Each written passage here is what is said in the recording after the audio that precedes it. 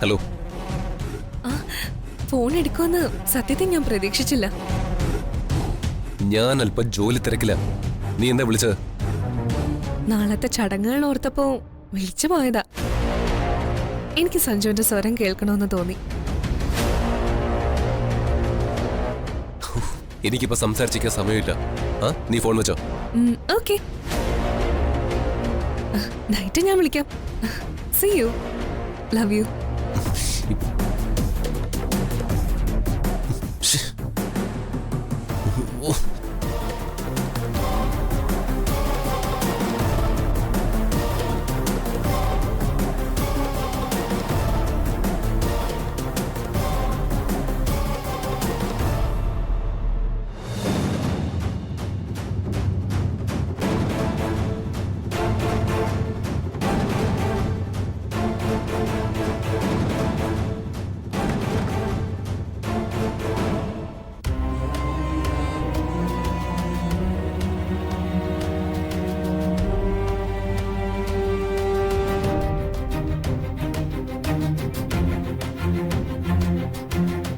നിന്നോട് ഞാൻ പറഞ്ഞ ഓർമ്മയുണ്ടല്ലോ, അമ്മുനെ വിളിച്ച് ഞാൻ അങ്ങോട്ട് ചെല്ലുന്ന കാര്യം നീ പറയരുത്.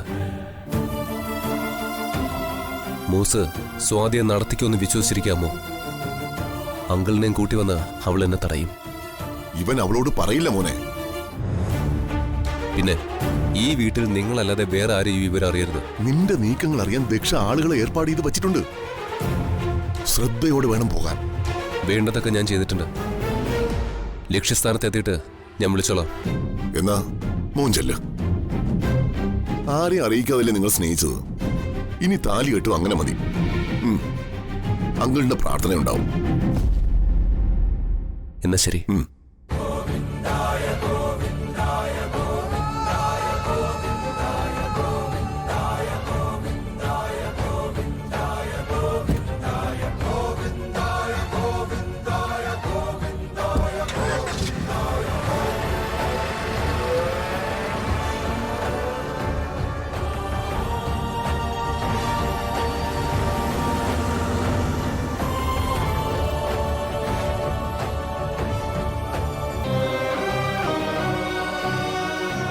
ആരുടെയും സഹായം സഞ്ജു വേണ്ടെന്ന് പറഞ്ഞാലും എനിക്കൊരു കരുതലെടുത്തേ പറ്റൂ. അങ്കിൾ എന്ത് ചെയ്യാനാ പോകുന്നത്? ആ കിച്ചനെ വിളിക്കാനാണോ? അവൻ സഞ്ജുവിന്റെ പിന്നിലുണ്ടെങ്കിൽ നമുക്കൊരു സമാധാനമാ. ഞാൻ ഭയപ്പെടുന്നത് ദക്ഷയുടെ ആൾക്കാരെയാ.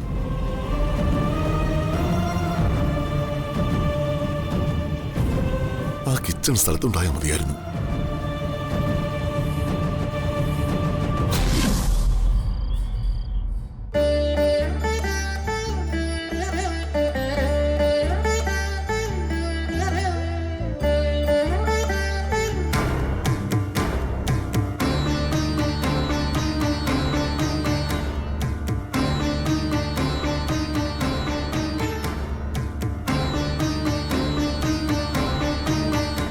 ഔഷധങ്ങളുടെ അളവുകൾ കൃത്യമായിരിക്കണം. ഇത് ചികിത്സയുടെ ഏറ്റവും പ്രധാനപ്പെട്ട ഘട്ടമാണ്.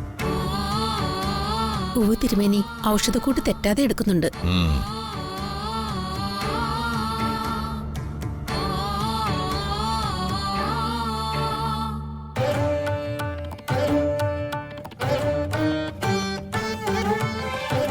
എങ്ങനെയുണ്ട് കുട്ടി? നന്നായി പ്രയാസപ്പെടുന്നുണ്ടല്ലേ? സാരമില്ല തിരുമേനി, പകലോ രാത്രിയോ എന്നൊന്നും അറിയുന്നില്ല.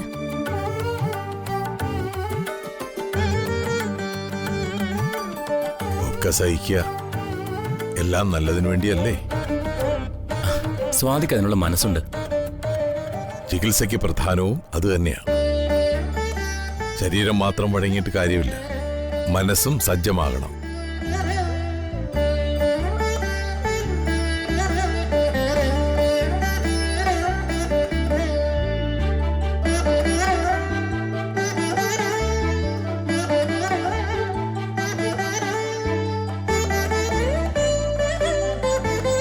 ഞരമ്പുകൾക്ക് ഉണർവ് വന്നു തുടങ്ങിയിട്ടുണ്ട്.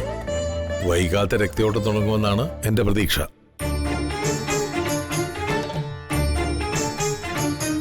രക്തയോട്ടം തുടങ്ങിയാൽ സ്പർശനം മനസ്സിലാക്കാൻ പറ്റും. ഇപ്പോ അങ്ങനെയൊന്നുമില്ലല്ലോ. മുമ്പത്തെ പോലെ തന്നെയാ. ഇത് ചികിത്സയുടെ ഏറ്റവും പ്രധാനപ്പെട്ട ഘട്ടമാണ്. ഇതിൽ ഫലപ്രാപ്തി ഉണ്ടായില്ലെങ്കിൽ പിന്നെ എനിക്കൊന്നും ചെയ്യാനാവില്ല.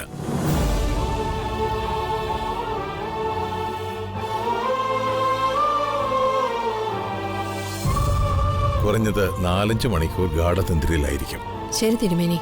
ആരെയും ഈ സമയത്ത് അകത്തേക്ക് പ്രവേശിപ്പിക്കരുത്. ഉവ്വ, ശ്രദ്ധിച്ചോളാം.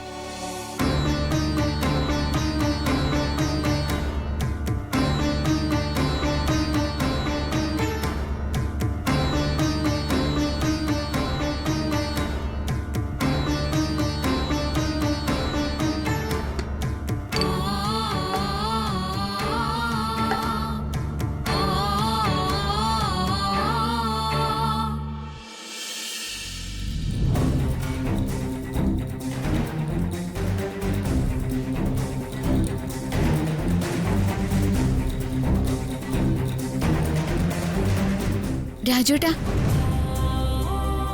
സ്വാതിയുടെ ചികിത്സയൊക്കെ എങ്ങനെ പോകുന്നു? കുറച്ച് പുരോഗതിയൊക്കെ വന്നു തുടങ്ങിയിട്ടുണ്ട്. കാൽഞരമ്പുകളിലേക്ക് നാളെ മുതൽ രക്തയോട്ടം തുടങ്ങുന്നുള്ള പ്രതീക്ഷയിലാ തിരുമേനി. അങ്ങനെയെങ്കിൽ സഞ്ജു ചെയ്യാൻ പോകുന്നത് വലിയ മണ്ടത്തരാവുമല്ലോ. അദ്ദേഹം എന്താ ചെയ്യാൻ പോകുന്നേ? അത് പിന്നെ സ്വാതിയുടെ കൂടെയാണോ നീ നിൽക്കുന്നത്? ചികിത്സാ മുറിയിൽ ആർക്കും പ്രവേശനമില്ല. ഞാനും അച്ഛനും അമ്മയും താമസ സ്ഥലത്താ. സഞ്ജു പറഞ്ഞ സത്യം തന്നെ, അവിടെ ആരും ഉണ്ടാവില്ല. ഈ സമയം സ്വാതിയുടെ ചികിത്സ മുടങ്ങാനും പാടില്ല.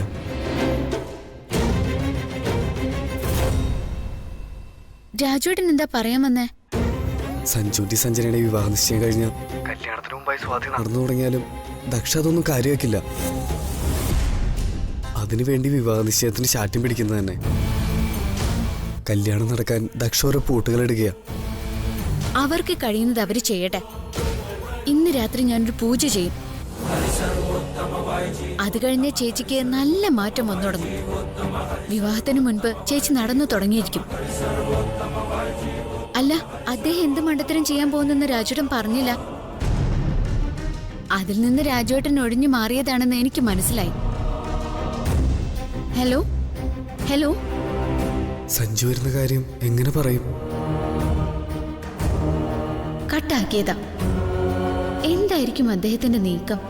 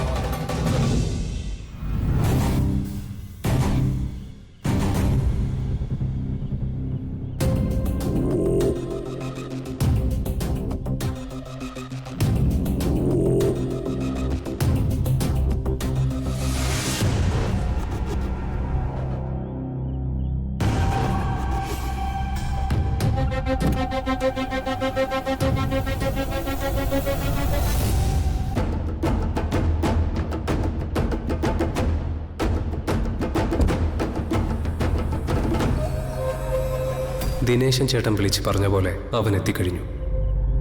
സഹായം വേണ്ടപ്പോൾ മാത്രം ഞാൻ കടന്നു ചെന്നാൽ മതി.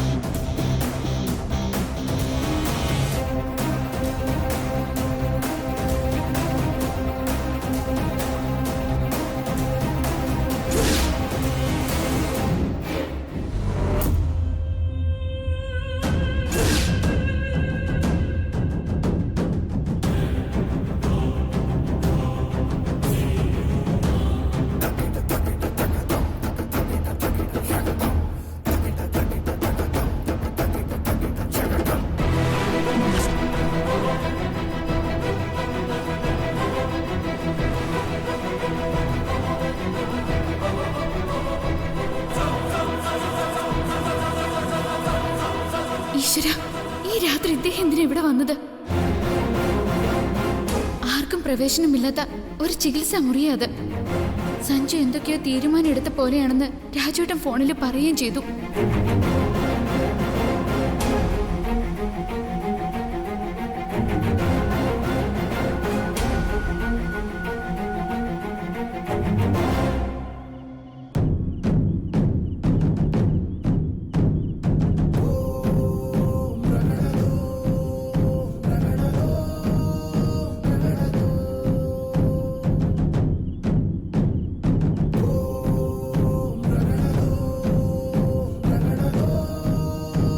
സ്വാതി ആ മുറിയിൽ തന്നെയാ ഉള്ളത്.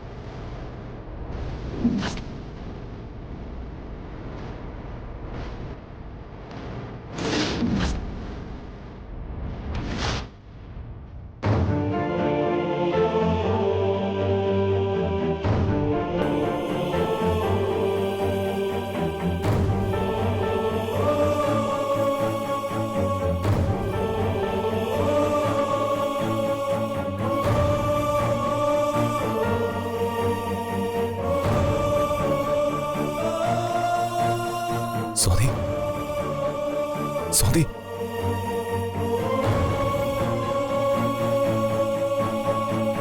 സ്വാതി, കണ്ണു തുറക്ക്.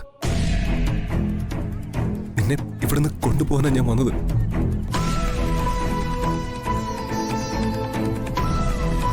സ്വാതി, കണ്ണൊന്ന് തുറക്ക്. ഈ ഒരു രാത്രി കൂടിയേ നമ്മുടെ ജീവിതത്തിൽ ബാക്കിയുള്ളൂ. ഇവിടുന്ന് നമ്മൾ രക്ഷപ്പെടാൻ പോവാ.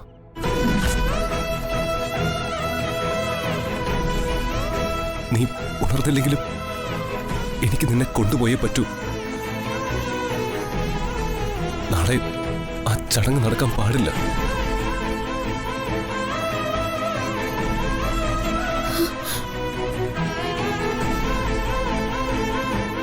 രണ്ടും കൽപ്പിച്ച് തന്നെ അദ്ദേഹം വന്നിരിക്കുന്നത്.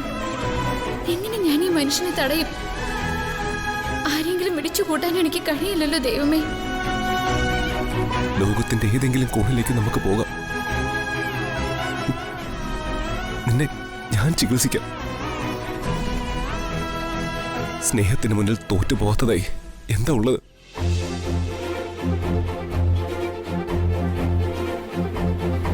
ഇനി ഒന്നിനും കഴിഞ്ഞില്ലെങ്കിൽ നിന്നെ ഞാൻ എടുത്തോണ്ട് നടക്കും. മോളെ, കണ്ണു തുറന്ന് എന്നെ ഒന്ന് നോക്ക് സ്വാതി.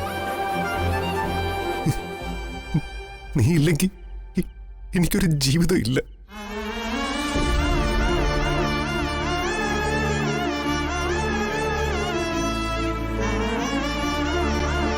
നീയും ഞാനും മുറപ്പെണ്ണും മുറച്ചെറുക്കനാണെന്ന് അറിയാതെ ഒരുമിച്ച് ജീവിക്കാൻ തയ്യാറായവരാ. വീട്ടുകാരെ മറന്ന് ഇറങ്ങിപ്പോകാൻ തയ്യാറായതൊക്കെ നീ മറന്നോ?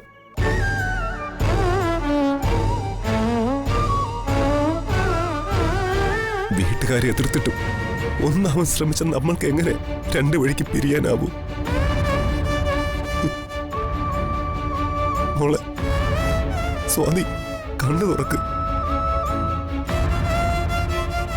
സ്വാതി, നീ കണ്ണുകൾ തുറന്നില്ലെങ്കിലും ഞാൻ നിന്നെ കൊണ്ടുപോകും. നിന്നെയും കൊണ്ടേ ഞാൻ പോവും.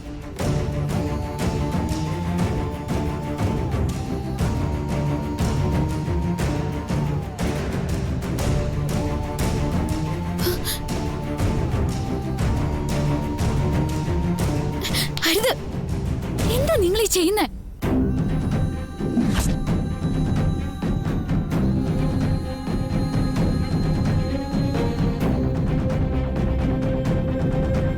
അരുത്! നിങ്ങൾ നിങ്ങളിപ്പോ അതിന് ശ്രമിക്കരുത്. നിങ്ങളിപ്പോ ഈ ചെയ്യുന്നത് സ്നേഹിക്കുന്ന പെണ്ണിനോടുള്ള കൊടും പാതകമായിരിക്കും. നീ എന്തറിഞ്ഞ് സംസാരിക്കുക? നാളെ എന്റെ സഞ്ജനയുടെ എൻഗേജ്മെന്റ്.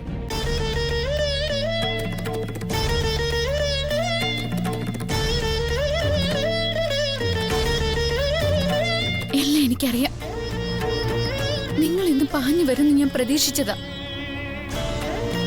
ഒരു ചികിത്സയ്ക്ക് ഞാൻ എന്നെ കാത്തു നിൽക്കുന്നില്ല. എനിക്ക് എന്റെ പെണ്ണിനെ വേണം. നിങ്ങളെ സ്വാർത്ഥനാവാണ്. ചേച്ചിയുടെ സ്വപ്നങ്ങളാ നിങ്ങൾ തകർത്ത് കളയാൻ പോകുന്നത്. ഈ കാണിക്കുന്ന ആവശ്യം കൊണ്ട് നിങ്ങൾ ഒന്നും നേടാൻ പോകുന്നില്ല. ചേച്ചി രക്ഷപ്പെടാനുള്ള സാധ്യത കൂടി ഇല്ലാതാക്കാനാ നിങ്ങൾ ഇപ്പൊ ശ്രമിക്കുന്നത്. നിങ്ങളും ചേച്ചിയും ഒന്നിക്കുന്നതിൽ കവിഞ്ഞ് എനിക്കൊന്നുമില്ല. അതിനുവേണ്ടി മാത്രം ഞാനും കാത്തിരിക്കുന്നത്.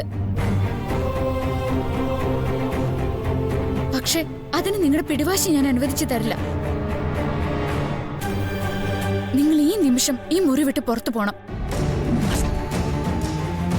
ലക്ഷ്മി, ലക്ഷ്മി തന്നെയായി പറയുന്നത്. നിങ്ങളുടെ പ്രണയം പ്രകടിപ്പിക്കാനുള്ള സ്ഥലമല്ല ഇത്.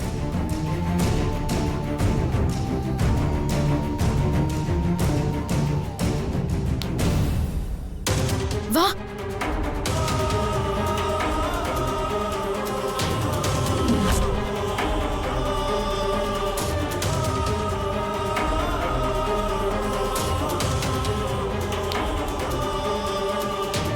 എന്റെ കൂടെ പുറത്തേക്ക് വാ. വരാം. ലക്ഷ്മി,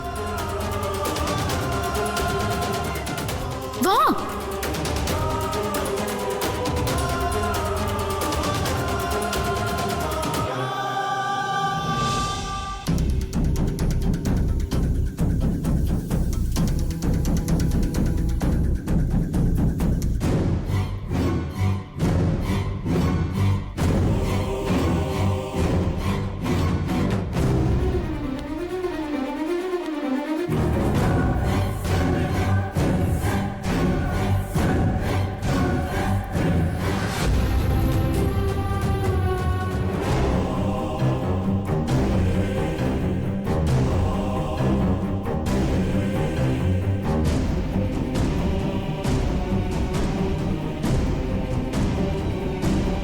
ഇവനെന്താ ഇവിടെ?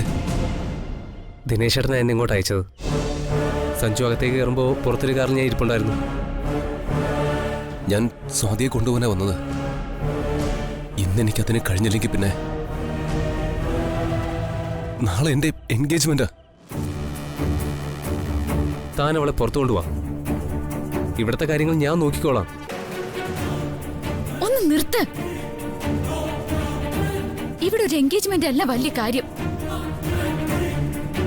അതിലും വലുത് നിങ്ങൾ ചെയ്തിട്ടുണ്ടല്ലോ. ഇന്നത്തെ ചികിത്സയാണ് ചേച്ചിയുടെ ജീവിതത്തിൽ ഏറ്റവും നിർണായകമായിട്ടുള്ളത്. അത് മുടങ്ങാൻ ഞാൻ സമ്മതിക്കില്ല.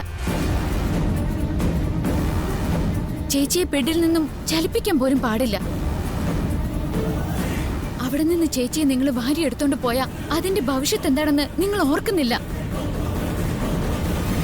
ഇപ്പൊ ചേച്ചിയുടെ കാലുകൾ മാത്രമേ തളർന്നിട്ടുള്ളൂ. അമ്മ പറയുന്നതിൽ വാസ്തവമുണ്ട്. ആയുർവേദ ട്രീറ്റ്മെന്റ് ഇല്ല സ്വാതി. ഭദ്രൻ മൂസിന്റെ ചികിത്സാരീതി സാധാരണ ചികിത്സാരീതി പോലെയല്ല. ചികിത്സ പൂർത്തിയാക്കാതിരുന്ന ശരീരം മുഴുവനും തളർന്നു പോയിന്ന് വരും.